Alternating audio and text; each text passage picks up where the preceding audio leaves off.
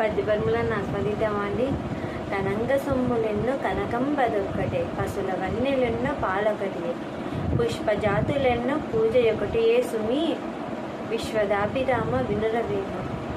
ఓ వేమా, కనంగ సొమ్ములెన్నో కనకంబదొక్కటే అంటే ఆభరణాలు అనేటివి చాలా ఉంటాయి కదండి. కమ్మలు, అలాగే ముక్కు పుడక, గొలుసు, గాజులు రకరకాలుగా ఉంటాయి కదా.